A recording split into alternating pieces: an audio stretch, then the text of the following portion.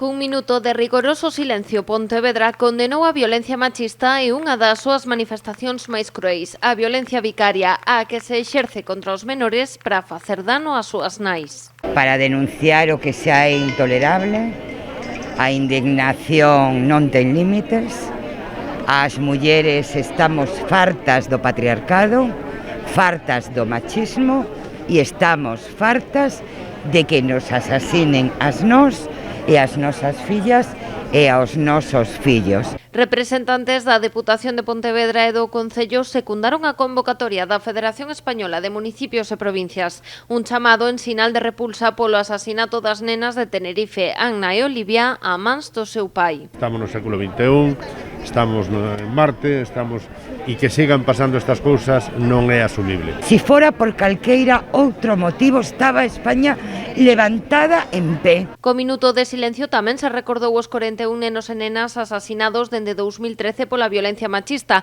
e as 1096 mulleres asasinadas dende 2003. As cifras do que levamos de 2021 non son alentadoras. Van xa 18 mulleres asasinadas polas súas parellas e exparellas neste 2021.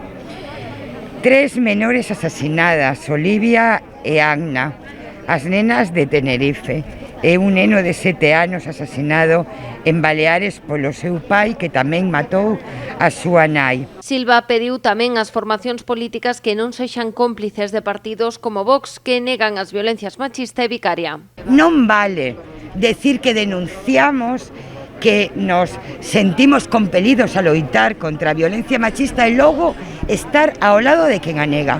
Pola súa banda, o alcalde pontevedrés fixo un chamamento á reflexión. Temos que reinventar toda a sociedade, as forzas políticas teñen que reinventar como loitar contra o patriarcado, contra a violencia machista, non? A convocatoria da Federación Española de Municipios e Provincias foi secundada noutros concellos da contorna, como Sanxenxo, Valga e Cambados.